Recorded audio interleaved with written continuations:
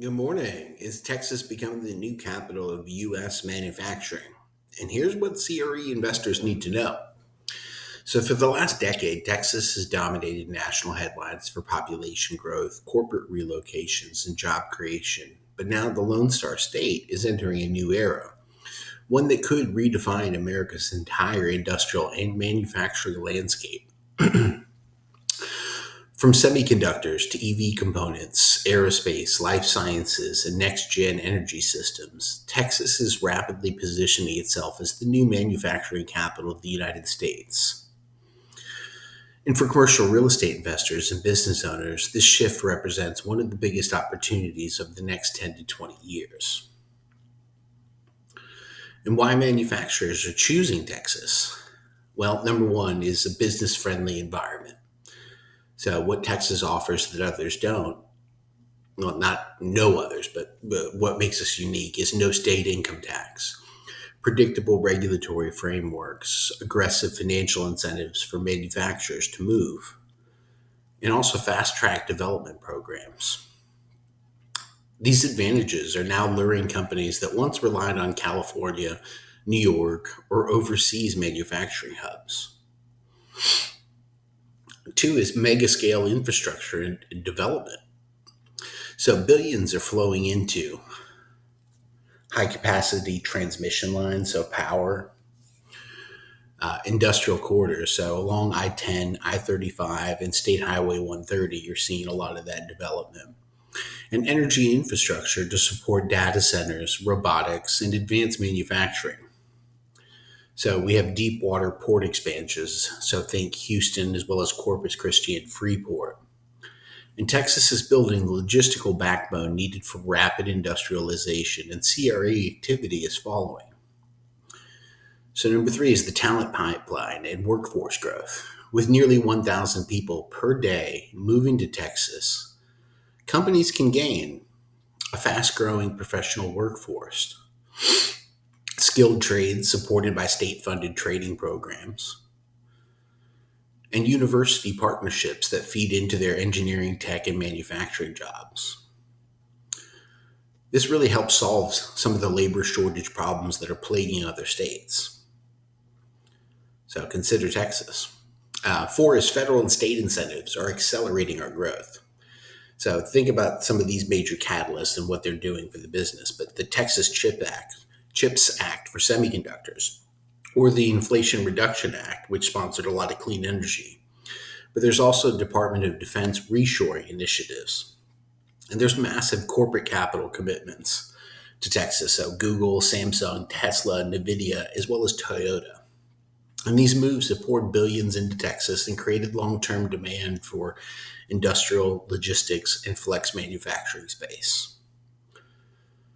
So, submarkets are leading the charge. While the entire state is experiencing growth, several markets are positioned to become national powerhouses. And the first I'd like to highlight is Houston and the Gulf Coast. Think about it as Energy 2.0, advanced materials, life sciences, and petrochemical manufacturing. Next is Austin. So think semiconductors with Samsung, AI manufacturing, robotics, as well as defense technologies. And Dallas Fort Worth, logistics, automotive, aerospace, and a lot of warehousing. And San Antonio, which completes the Texas Triangle, cybersecurity, aerospace, military tech, and manufacturing. But switching gears back to Houston, in Katy, Fulshire, in the West Houston area, we're seeing explosive industrial development along I 10, which is largely driven by data center demand, EV and energy storage manufacturing, also flex industrial for growing mid market companies. So there's chem, plastics, and precision manufacturing as well. And Katy and West Houston are becoming the hidden gem for manufacturers who are mid-size who want lower costs than Austin, better logistics than San Antonio, and closer proximity to the Port of Houston to get their goods out. And what this means for commercial real estate investors is number one, that industrial land prices will keep rising. and especially along West Houston and Katy. Brookshire's got the new Tesla development. Freeport has got another port down there, as well as North Austin is another site that's ripe for development. And really down the I-35 corridor from Austin to San Antonio. Two, flex industrial will be the hottest asset class. So manufacturers are going to need 5,000 to 50,000 square feet. They need dock height capability and three-phase power. But also they're going to need room for expansion. And so that could also mean yard space for laydowns. And build-to-suit demand is rapidly outpacing supply. Number three is reshoring. Basically, what that means is bringing businesses back to the USA is long-term commercial real estate stability. So unlike tech office cycles, manufacturing leases are longer and stickier. And they're less prone to layoffs. And they're also more capital intensive, so they need to be customized, which basically means long-term commitments from your tenants. And this gives investors true stability. Number four, data centers and industrial, the perfect storm for landowners. So with Google's new $40 billion Texas investment, or NVIDIA's expansion, or Tesla's new massive campus, land near power and fiber and highways is becoming the new gold rush. So here's the bottom line. Texas isn't just growing, it's transforming into the industrial engine of America.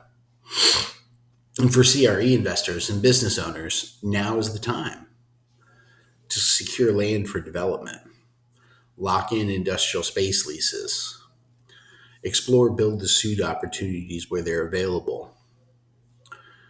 And really, you want to position yourself in high-growth corridors. So think Katy, Fulshire, Austin, and Dallas. Manufacturing isn't coming back to the U.S.